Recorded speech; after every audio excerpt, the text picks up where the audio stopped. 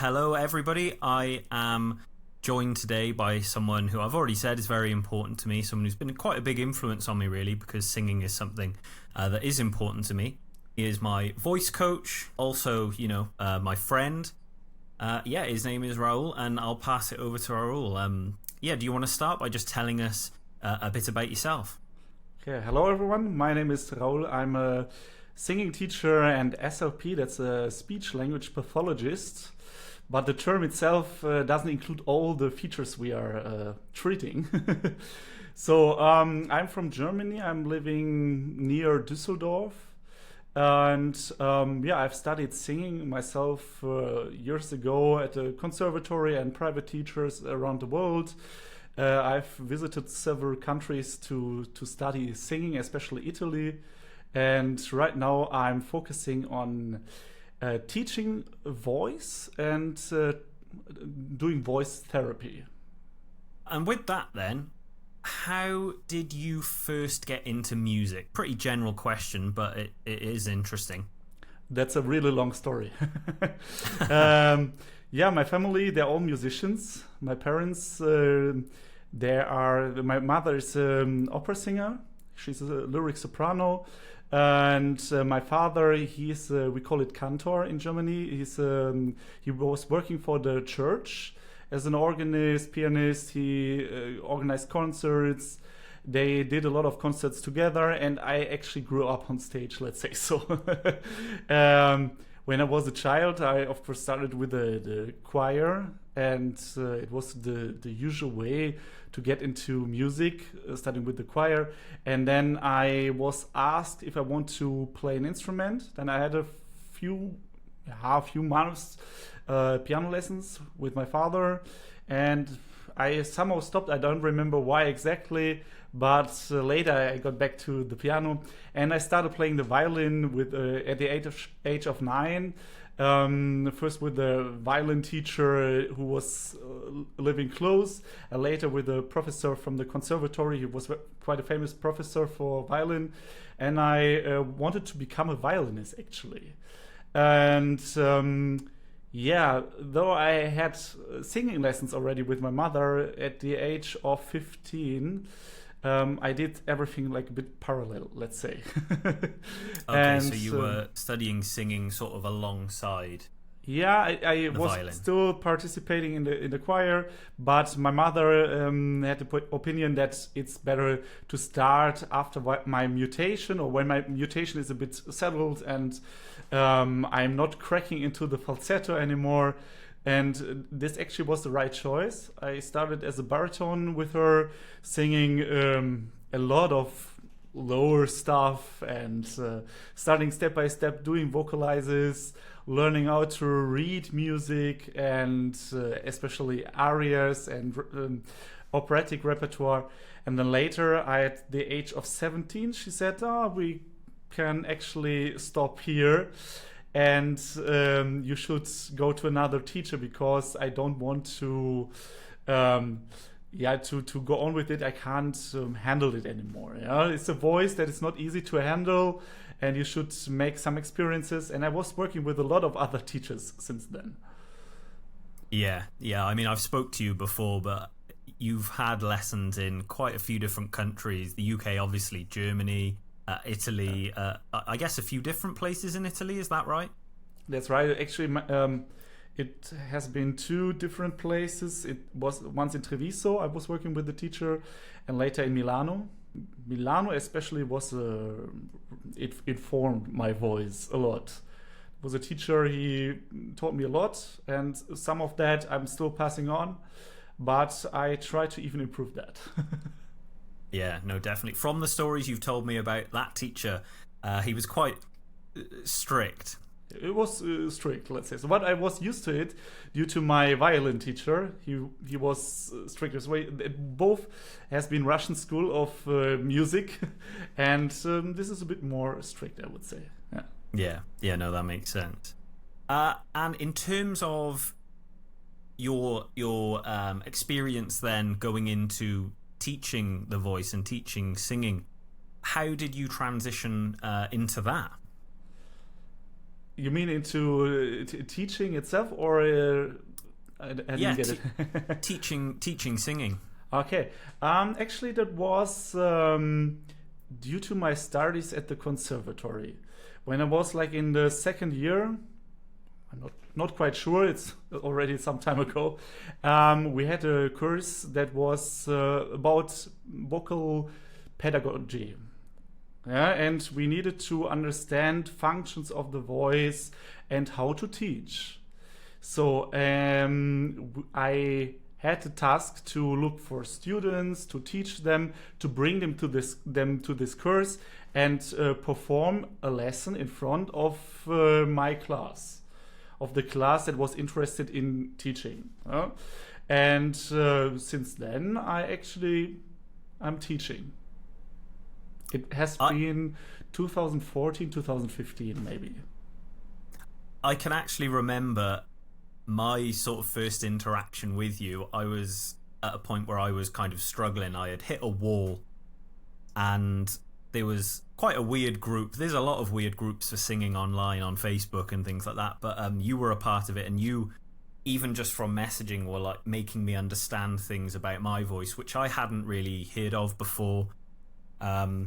And I remember you said to me at one point, you might have forgotten now maybe, but you're not so much a voice teacher, more like a guide. You know what it should sound like and the mechanisms involved to making that sound. Exactly. At the beginning I said voice teacher because it's more common, but actually I'm a voice instructor. Maybe that's fitting more. I'm not sure about the term. At the end, I'm guiding the person into becoming independent. Yeah, to give them a technique, to offer them ways where they can go, to also instruct them where they shouldn't go and what they shouldn't do.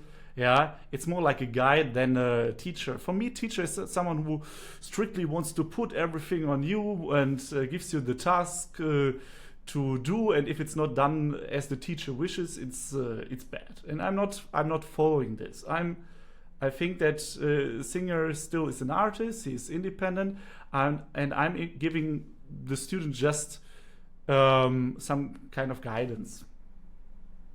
In a way, I've found, and I've heard other singers and singing teachers say that the student is often the teacher. The teacher shows them the way, in a sense. They reveal a lot, but the student has to learn a lot about themselves as well. Sure. Yeah, you actually, the most of the singers or people who want to learn singing, they get into lessons the first time with zero knowledge or almost zero knowledge. So, and then it's a self-experiencing thing, and a lot of new stuff that the teacher puts on the student, and it's a bit a thing of organization. Yeah, what we start with, how we can build it up, and how we can pass through the way. There's like a forest, and you don't know where to go, and you need to clear the way, through it. Yeah, and it's about learning and developing those skills so you can, like you say, be self-sufficient in the forest, because there are some things, I mean, you've definitely heard me make some terrible noises in our time during lessons as well. Oh, but you improved quite fast. I'm getting there. But yeah, it's something, some of the times the way we use the voice can be unhealthy, I would say. It's not unusual to say that. Mm-hmm. And very often it's because you don't know how, or at least I don't know how, what I'm supposed to be doing is supposed to sound, because it can sound different in different singers, I guess. Sure. It's also a thing of the inner and outer ear. Yeah. When you think it sounds good inside, maybe it doesn't sound good outside. And sometimes singers need someone to have a good ear on them. Yeah. To check if this is really matching what you're listening to inside. Does that make sense? I find that's especially true with high notes as well.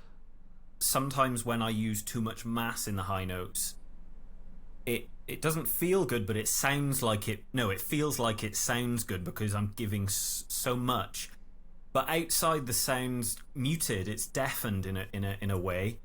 Whereas, when you help and we have more, I guess, CT participation would be the technical term, which I learned from you. When I record it or whatever, even in the room, there's so much more ping and freedom in the release, I guess would be a good term in the note. But inside, it doesn't feel so big, but outside, it feels a lot bigger. It's a matter of release. As you said, it's a correct term. A matter of release. We release the air. We release sometimes pressure. Yeah. We release constriction, tightness, all this stuff. Yeah. At the end, the voice needs to be free. That you can hit a high C as easy as a low C. Yeah. Well, I'm still not there yet. But that's the goal we go for, right? Absolutely. Moving forward a little bit then. So from obviously being a musician, a singer, and then a singing teacher, instructor, voice instructor, how did you go more towards the SLP? What was it that attracted you to that? Mm-hmm. When I was at the end of my studies at the conservatory, I was getting in touch with an SLP from Düsseldorf here in Germany. And he was quite an influencing person in a very positive way. Unfortunately, he died a few years ago already at a very early age. And I was at this studio for the SLP practice, and I was very interested in what he's doing because he was famous for working with singers, especially. Okay. Singers who came from the theaters or conservatories to get back into healthy vocal function. It's a real problem nowadays that especially at conservatories, singers are not guided correctly a lot of times. So and then they look for a way out of the forest, and the persons who can help are actually the SLPs. And he was quite successful with that, yeah. But unfortunately, a lot of singers also, when they came back to the conservatory, they fell back into these old habits. It was the big problem, to get through.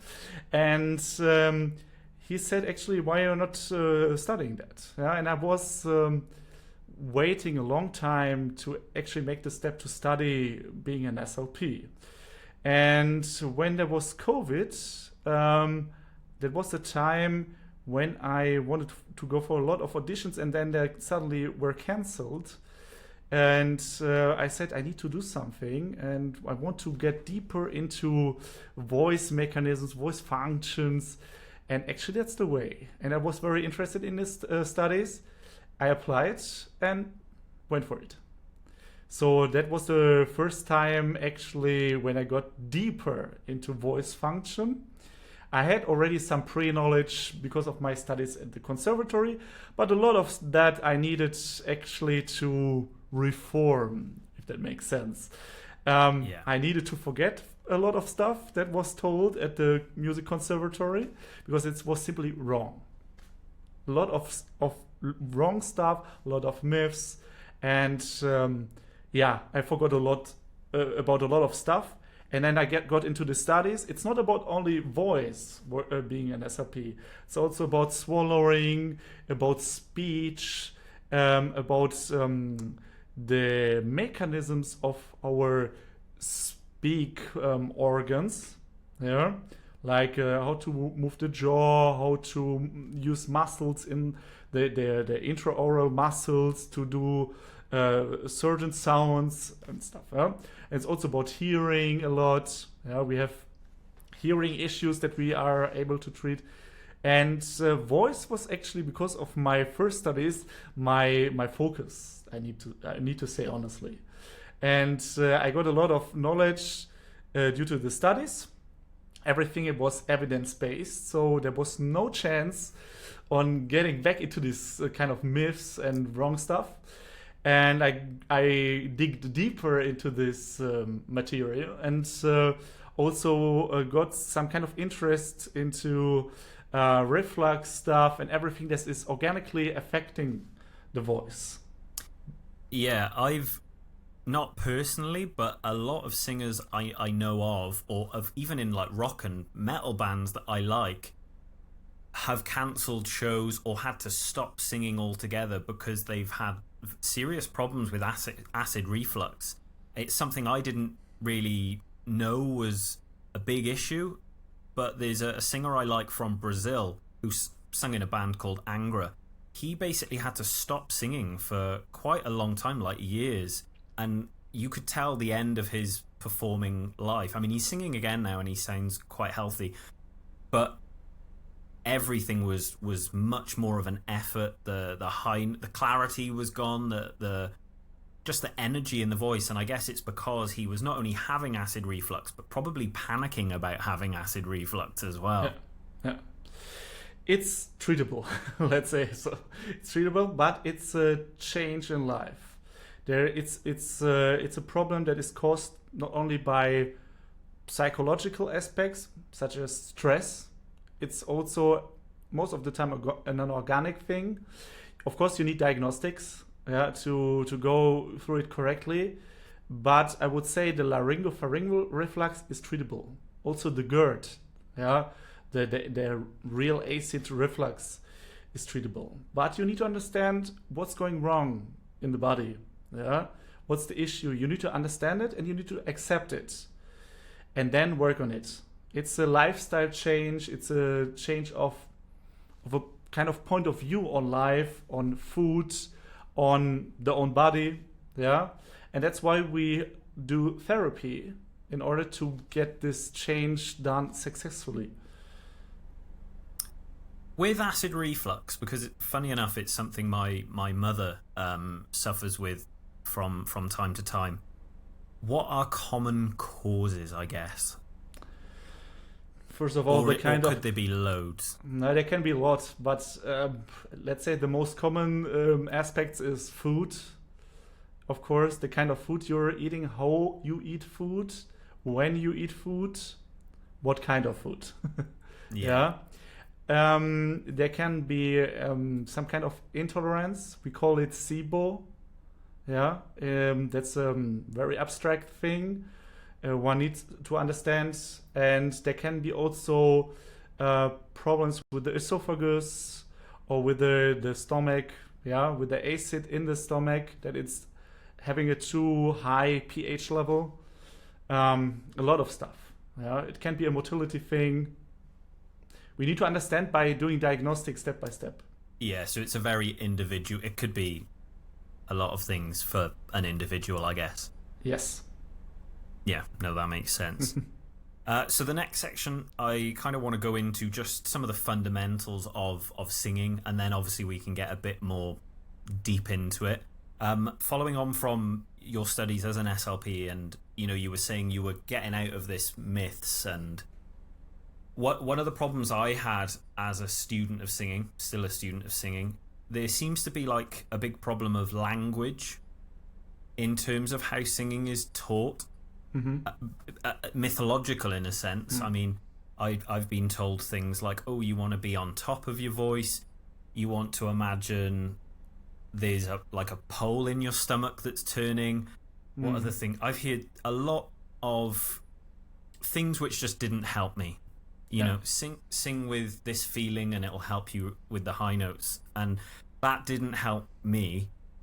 Whereas one thing that helped me a lot with yourself is the fact that it was quite physiological, biological. Your larynx should do this. Here's references of what it should sound like. Jerry Hadley, is a good example of like a covered voice, because he had and Pavarotti as well. And that's something which definitely helped me, because it's not abstract. It's something that I can just understand. And if I can see and hear other people doing it, then it's just a matter of me remembering what it feels like, what it looks like, and then I'll do it in a healthy way. I'm obviously not saying I'll get it straight away, because any habit takes repetition and time to do. But the more you do it, I guess the more natural, the more habitual it becomes. But that was something that definitely helped me with the way you teach and approach the voice. Yeah, when we first time met online, actually, from my point of view, you were quite motivated learning these things. And I was asking why he shouldn't be able to do what others can do. Yeah, there's no reason beside pathology that should avoid being able to do that. Yeah. So we need to understand what is going wrong in your voice, in your body, that you are not able, for example, to hit high notes. Yeah, you're clearly a tenor and you can't get over F sharp. Why? Yeah. So, and we need to understand what is mechanically and functionally going wrong. When we are talking about technique, in my opinion, it's a functional thing. It's a lot of times taught as a very abstract, sometimes even esoteric thing that you can't grab as a student. It's quite far away for understanding. Yeah? And when you talk with the students from conservatories especially, and you talk about singing technique, they all tell you something different. Yeah, they tell you, oh, my teacher is telling me this, and the other student tells, oh no, my teacher is telling me that.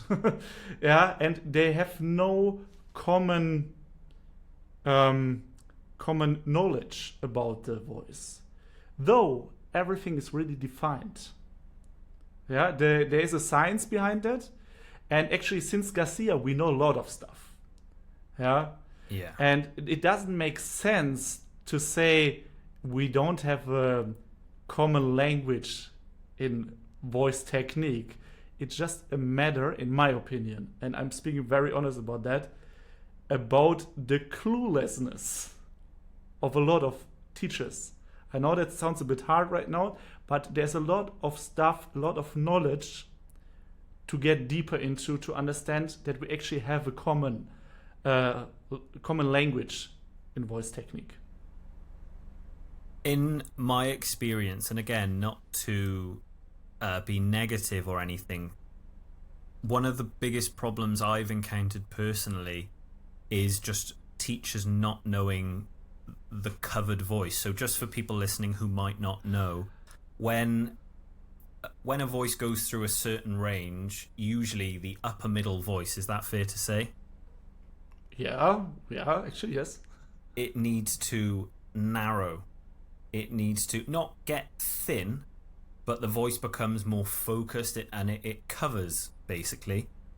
And you've explained it like an hour, what is it? A sand clock, sorry, or an hourglass, whatever. But that's the whole voice. Yeah, the whole voice, but the middle part particularly, the part where it goes narrow, for me it's on F sharp. For some it might be F, whatever it might be. But a lot of the teachers that I saw had no mention of that. So basically I was singing wider and wider as I went higher and higher. So by the time I got to G, A, I was straining and the voice was, as Pavarotti would say, suspect the strangle, eh? Because I wasn't preparing myself. I wasn't going into this narrowed, covered sound, which lets you open up again when you get to the top notes. Actually, when you do it correct, it's not really narrowed. It shouldn't be mixed with the constricted. Yeah, it's actually a wider sensation. Yeah, but there is a little place called passaggio in the voice, the zona di passaggio, where you need to adjust the voice to get into the high notes. And this is a mechanical thing to understand how to do that. And a lot of people struggle with that, or a lot of people never heard about that. Yeah, and this is very, very common. You hear a lot of tenors who are spreading high notes like a musical theater singer.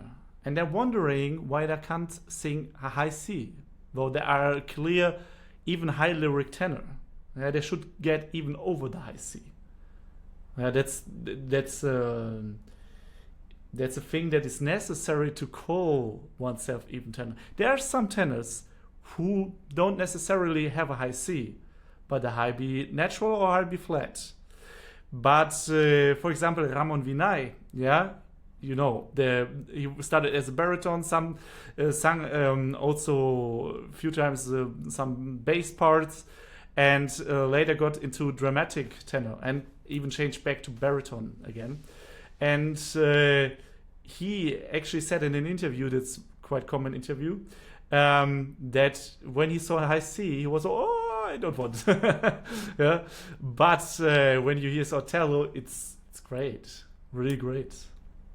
So that kind of moves me on to the next question. What determines a person's vocal range? Actually, I need to reform this question. Okay. It's not about the range. What determines the voice type, I would say, because the range is a result at the end. The range is a result of the correct use of the voice in terms of singing, of course, not speaking. And we need to understand certain mechanisms in the voice. Always, I say the first lessons, I need to understand what the voice is doing. Yeah, when it's using chest voice, when there is the first moment of CT participation, when is it covering or is it not covering? Maybe is there enough squeal? Is there enough darkness in it? Because some voices there are only white in color, something like that, yeah, and they spread. And there are also this kind of voices who sing a lot of the evangelist stuff, and they don't have darkness most of the time. But I need to understand what is the mechanism of the voice, and then we see if it's a tenor, if it's a baritone, is it a bass. It needs some time, of course. Yeah, it's not a matter of one lesson, but over time, step by step, you will understand yourself what kind of voice level you are and what kind of voice type, we're calling that also Fach, you are. So just for people who may not know, obviously there's different ranges in the voice. There's bass, baritone, tenor, countertenor, alto, mezzo, soprano. That's fair to say. But each of those have different Fachs, which would be like spinto, dramatic, lyric, leggero, and so on. There's some specific ones like Mozart, tenor, and Falcone.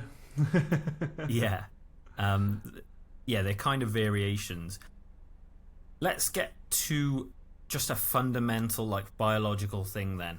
So, how is sound made in the voice? How is just sound made? Okay, that's a good question. Yeah, and it's, I think, enlightening for a lot of people when they hear that now. That's a complex thing, but I try to make it easy. We have the larynx. It's sitting here, yeah? And now it will become a bit difficult for me because I'm German and we have sometimes a bit different terms for that. But we have the thyroarytenoid. Yeah, the Adam's apple, you can see. And behind that, we are having the vocal folds. Yeah? The vocal folds is the vocal cords plus the ligament plus the muscle, the vocalis muscle. Yeah? And when we send air through our throat up to the vocal folds can vibrate. We give up the air, and the vocal folds actually cut it. Yeah? Let's see it like that. The vocal folds are standing open, and when air passes through, it closes. Yeah? And then the vocal folds cut the air. And this is called oscillation.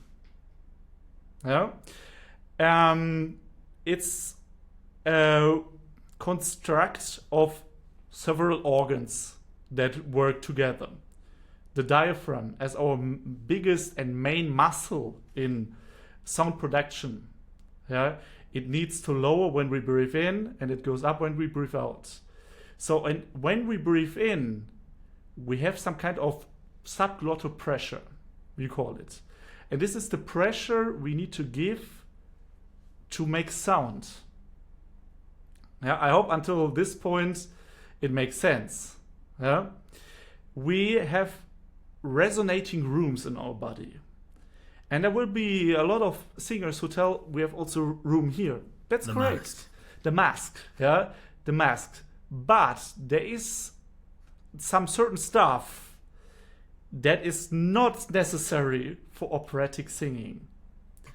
And this is singing consciously into the mask. Yeah? We need to understand that we have lungs. Our lungs are filled with air.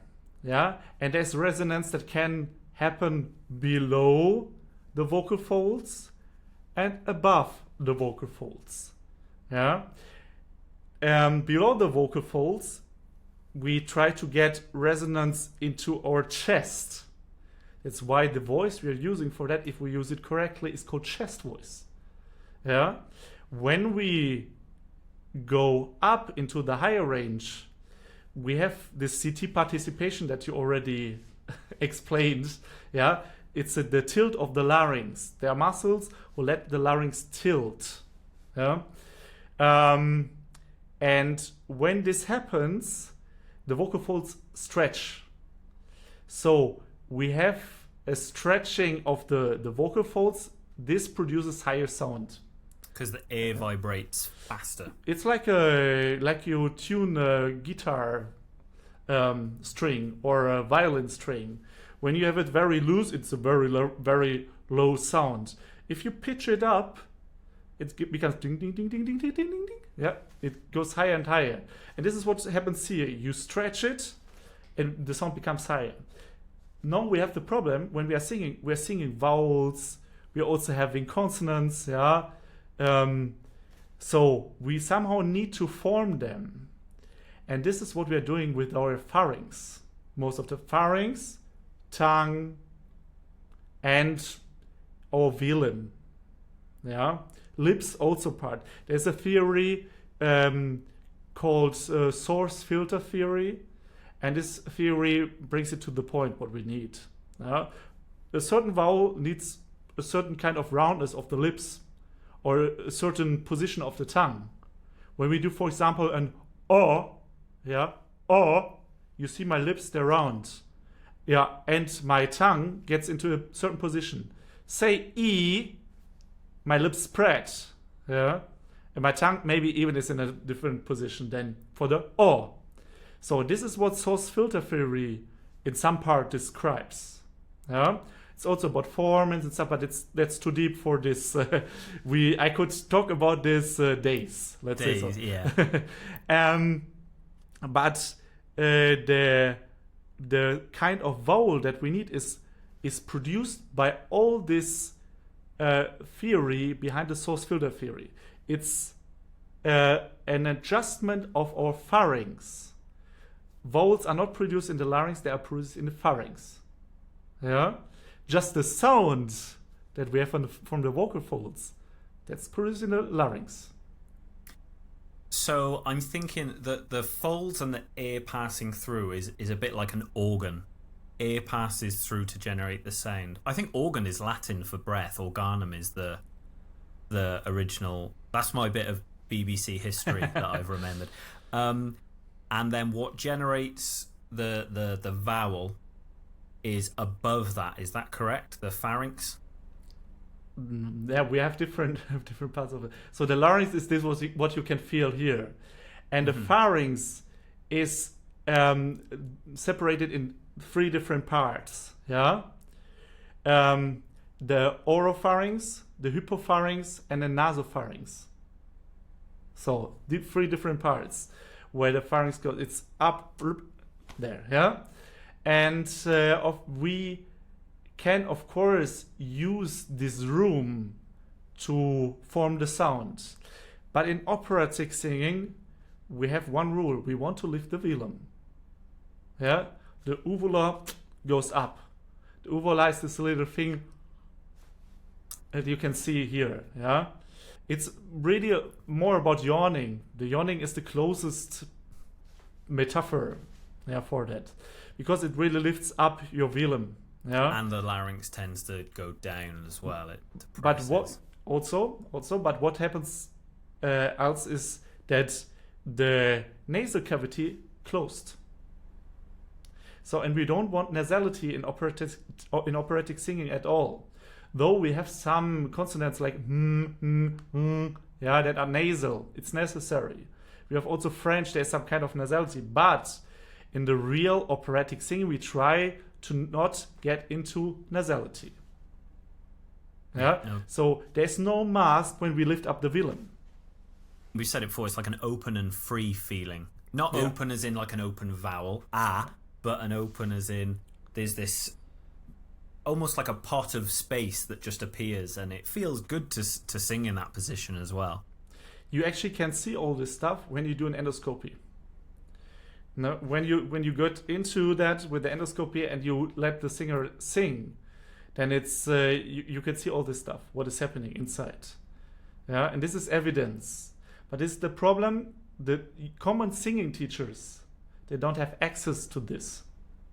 Yeah, when you have once seen all this diagnostic stuff, then it's clear what is happening in the voice.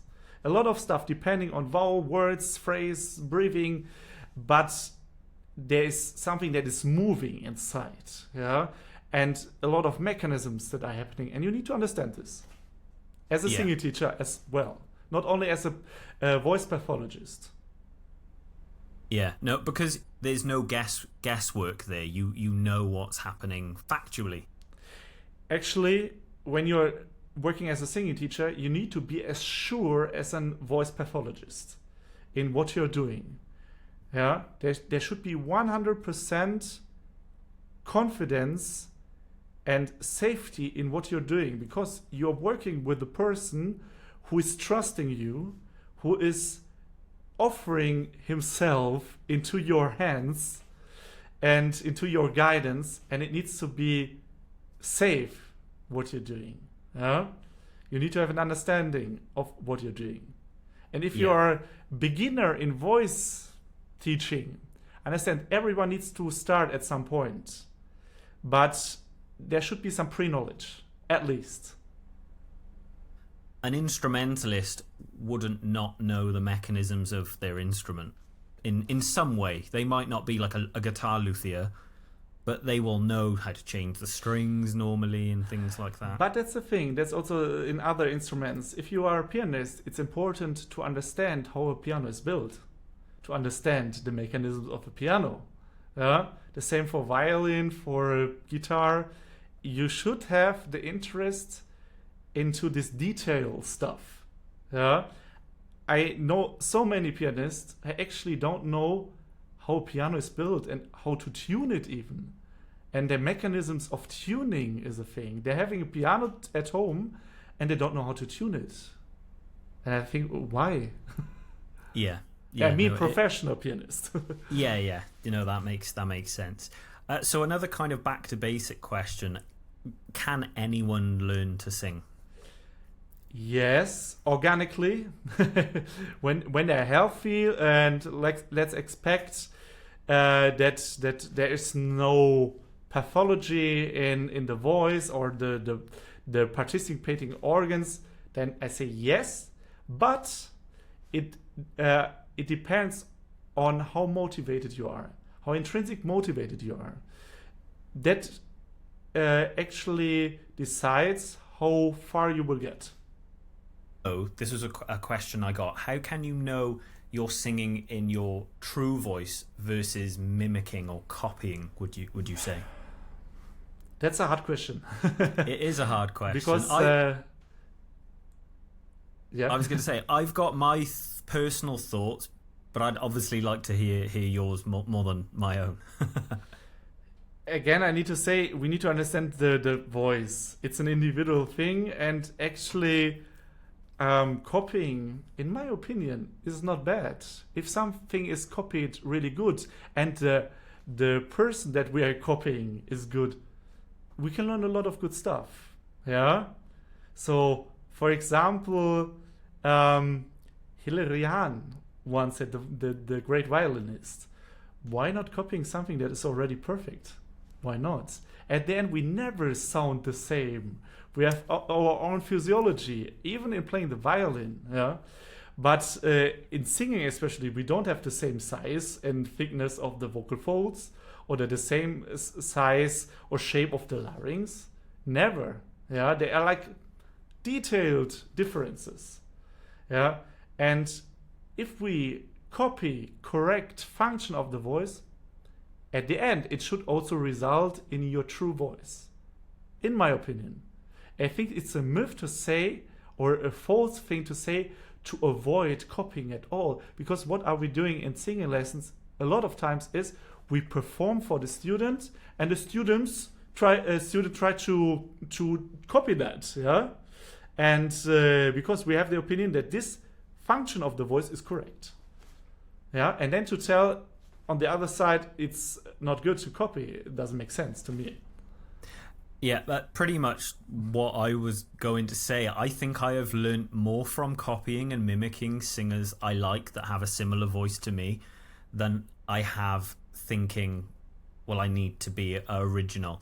And that's true not even in opera, but even in other music, rock and roll, like the Beatles copied blues musicians from America who copied people going all the way back. But in terms of like the voice, like you said, as long as the mechanisms are healthy, it will always be your true voice, because your voice is physiologically different than anyone else's. As long as the function is correct, I would add. Yes. Yeah? Because if the function is correct, the voice is healthy. Yeah. I need to say it's necessary that it's not something organically happening that avoids getting this function. For example, acid reflux. Yeah. When you have something like this and you try to sing, of course, there will be disturbances in your voice. Yeah. And then you can still have the correct function, but maybe it won't work because you have an organic problem that is like a barrier in your voice. Yeah. But you can actually hear that when someone has acid reflux, it sounds deaf and sound a lot of times. Or it sounds scratchy, or they're cracking in moments where you think he shouldn't crack or she shouldn't crack. Yeah. So there's a lot of stuff that is necessary before we say, okay, this is correct function, and we can work on correct function. And obviously, if you're copying a voice that's very different, like if I was trying, like when I went through my phase of trying to copy Giacomini, it's just not gonna work for me. It doesn't work. No. That's, you need to have the correct idol if you do that. But at the end of the day, you need to understand your voice. Yeah, and you need to accept your sound. Yeah, we are talking a lot of times about over darkening. Yeah, there is a darkening in the voice. There is, and it's even necessary. It's called the scuro in the voice. But we shouldn't overdo that because we have a wrong idol, yeah, or an idol that doesn't fit. If you say you wanted to cover Giacomini, I can tell you it's not your voice type. He did a lot of different things in his voice. Yeah, we need the correct idol. Yeah, I could never play violin like Vangerov. Yeah. But well, maybe Alexander Markov, I think, is my favorite. But like maybe Hilary Hahn, because it fits more to the physiology of my movements and my muscle, whatever. Yeah, I think you get the point. Yeah, no, absolutely. I think like the first thing I would say is it's about discovering your voice anyway. Like you know, range, healthy function, like you said. And then you can kind of know, well, like I'm not going to cover Bryn Tervel. No. It's just a vastly different instrument to mine. Yeah, different voice type, different voice level. Yeah, different everything. If let's say you get a new student, I know students have different experience levels, but what are some of the first things you do with a singing student when you get them for a lesson? From my point of view, understanding the voice. Understanding the voice, what he or she is doing, and understand the mechanisms and when they are happening. So if they have something they are already singing, I let them sing the first time, because I need to understand how's the voice sounding. Yeah. If they don't have any repertoire, they start from zero. Yeah. Then I say, okay, let's build up step by step. It doesn't make sense to let them sing when they are really insecure in their own singing behavior. Yeah. So we start to understand what is chest voice, what is head voice, or what is covered voice, how to breathe, how to work with the articulation and the basic stuff, actually, a basic technique. And I do that for some time, because it's, in my opinion, a bit like you take a small child who can't walk yet, you take it to the hand and let it walk with you. And at some point it will walk by itself. And then you let it go. Yeah. I try to make the student independent. That at some point I say, I'm not necessary anymore in terms of technique. Yeah. After that, it's still a thing. Yeah. What do you think about this and that? And where should I go? And stuff like that. Yeah. But technically, I want to make them independent. So first, if someone is starting from scratch, it might be a case of things like vocalizers, breathing exercises, just to develop those almost like root sounds, just be, and maybe scales, and when you go here, try it like this, if it's covering or something like that, vowel modulation, things like that. Mm-hmm. Yeah, no, that makes sense. Another question I got asked is, how do you develop, this was from a tenor, how do you develop the lower part of the voice, specifically, like, I guess, chest voice? Mm-hmm. Yeah, I need to understand how much is already there. Yeah, how much is the person using chest voice? Does he understand how to get into chest voice? That's the first question. If there is a male voice, usually there is chest voice, because we are speaking in that and we use it every day. There are voices who are consequently speaking in head voice, even though they're male. This is a mutation problem. Yeah. But usually they have already chest voice, and they need to develop it. And they need to understand how it feels to use correct chest voice. It's a matter of using correct vowels, the form of the vowels. When you sing in the lower part, to have it opened, to have it clean and clear, yeah, to add enough vocal fold mass, and to get the sensation of chest resonation or chest resonance. And these things lead to the point where they actually understand how chest voice is used. Then, of course, you sing phrases, you do vocalizes and this stuff. For example, when you hear the great singers from the past, you see how open they sing. Yeah. They don't do this, deaf sound. They do e. There's this famous interview with Mario Del Monaco, where he performs this vowels simply, and it's clean and clear. And when you hear him singing a Raoul, it's clear in that kind of part of the voice. It's again a mechanical thing that we are provoking. There are exercises with what I try to provoke this vocal fold mass and the addition of the resonance. In like my experience with both teachers that I've had in the past and even singers I've spoke to, because I've seen that interview. It's the one where he's like, and he does the, yeah. I think sometimes people are so scared of making an unattractive sound, they're scared to use their chest voice, specifically speaking of like male, maybe tenors, I would say.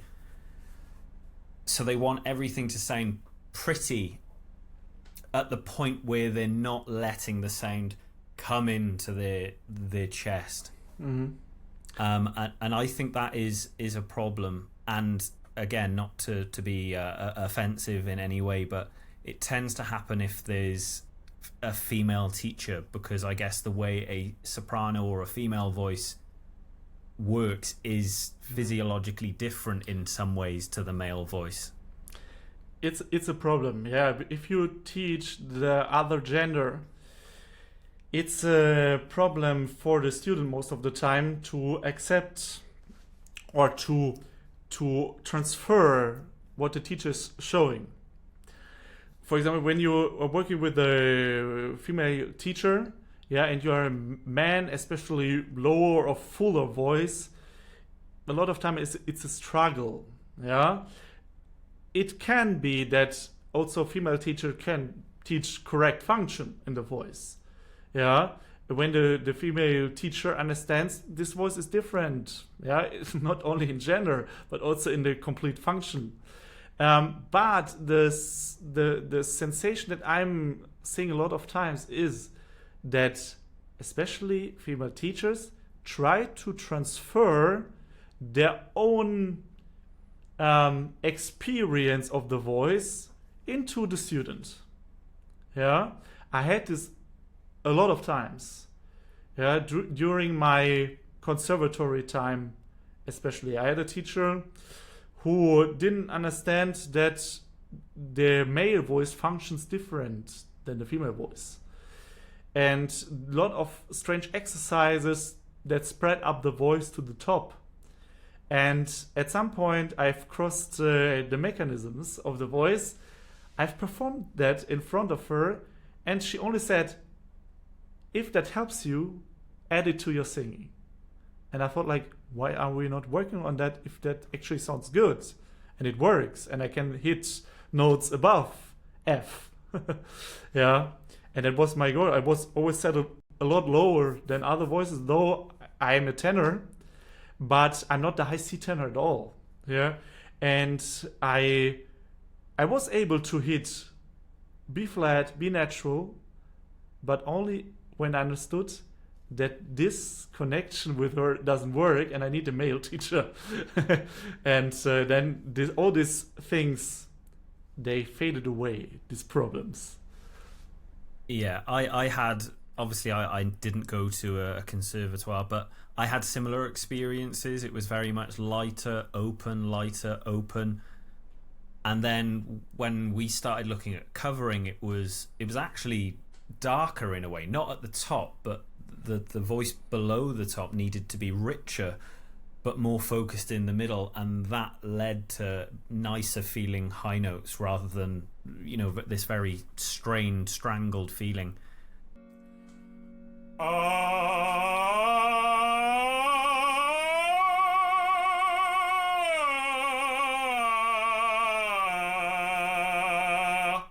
Okay, so you hear the shift of resonance. Yeah? It's not 100% perfect, but there is a shift that we need. Yeah, another space that we lift up the note.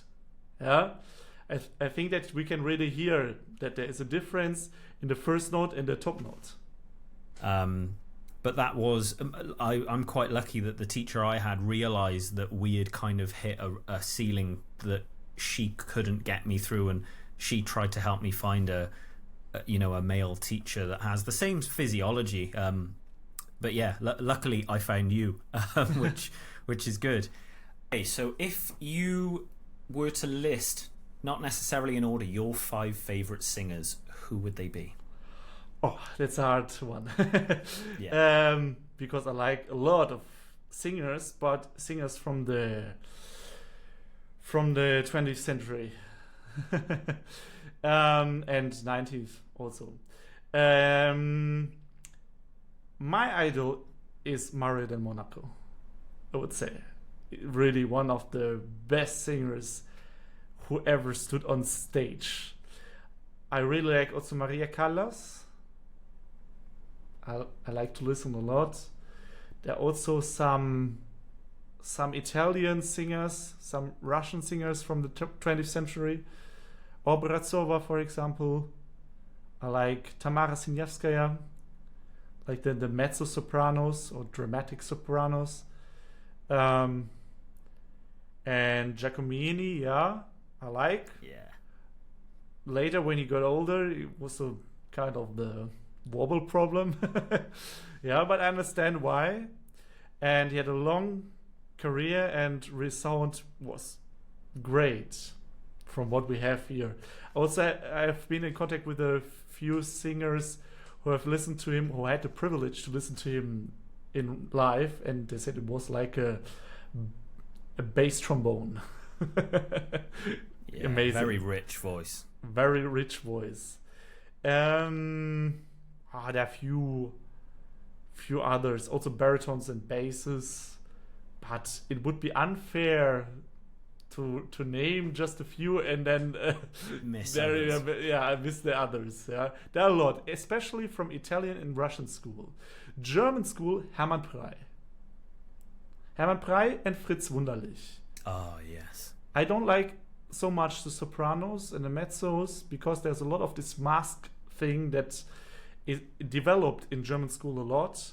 But Hermann Prey and Fritz Wunderlich, who, by the way, have been good friends, they are really some really, really good singers. I forgot the name. A lyric tenor, but just forgot the name, who sang also Lohengrin, and just missing it right now. Yeah, no, that's fine. If you could perform your dream role, what would it be? My dream role? I would say I have a few, but I like really Canio. I like Cavaradossi. I like also Vasco da Gama. A lot of singers don't know that, from L'Africain. But I like also a lot of baritone stuff that I would like to do. Yeah. I really love Cortigiani, for example, to sing this aria once, but it's not my type of the voice. Yeah. But yeah, I would like to sing at least Canio once. It's the tessitura one.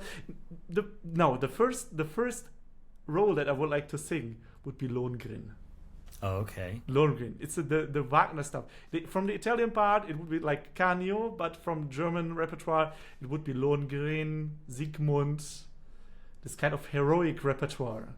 Because I experienced that in heroic repertoire, my voice works a lot better than in any other easy lyric repertoire. I can't sing Dichterliebe im wunderschönen Monat Mai, but I can sing Infernum Land. It's crazy, huh? Yeah, that is actually odd. Lohengrin is even more lyric, yeah. But I know that this heroic stuff suits my personality somehow, and I can identify with this kind of sounds and harmonies and this role, and so the voice works. Yeah. Yeah, everything kind of aligns because Yeah. the musicality and personality and everything. No, that makes sense. If there was a non-opera singer that would make a good opera singer, who do you think it would be? If you could take like a pop singer, whatever singer.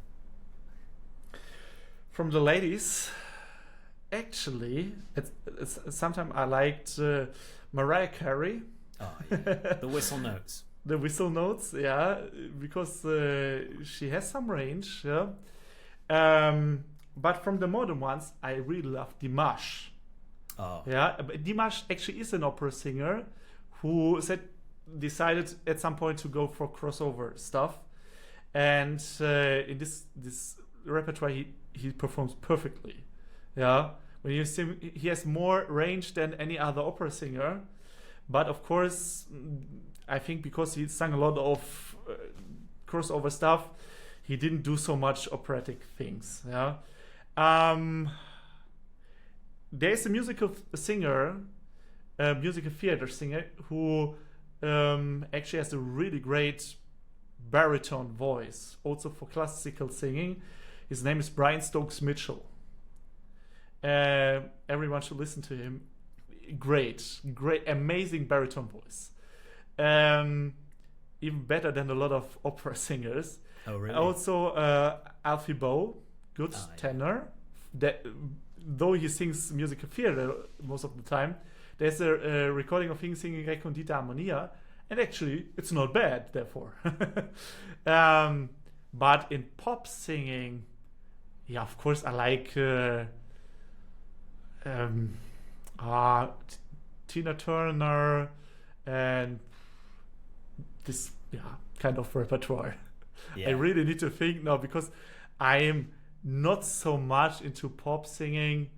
I love operatic singing, classical singing, and musical theater, and this is the stuff that I'm teaching. I sometimes teach pop repertoire, but it's like, let's say, beside the common classical training. Yeah, no, that makes sense. And I think a lot of non-classical teachers, I think a lot of their schooling is based very much on the classical. Yeah, there is also stuff that we shouldn't do in pop singing. I would say that you can learn a lot from classical singing in terms of control of your voice, but there is also a difference. We need to say that clear and straight. Yeah. We have this, I don't know if you know about this already, the CVT, complete vocal technique, or a still voice training and stuff, and they mainly focus on more modern kind of singing. And it's okay, it's correct, yeah? Because we can't do everything with the classical technique. It would be a lie if we say that. Yeah. We have effects that we need in pop singing that we can't produce with the common classical training. Yeah. But we have a good control if we have a classical base. Think about Dimash, he started classically. Yeah. Yeah. He started got the most control of his voice than anyone I've ever perfect. heard. And they're all wow. But why can he do that? Why is he able to do that? He never had actually real pop training. He had classical training.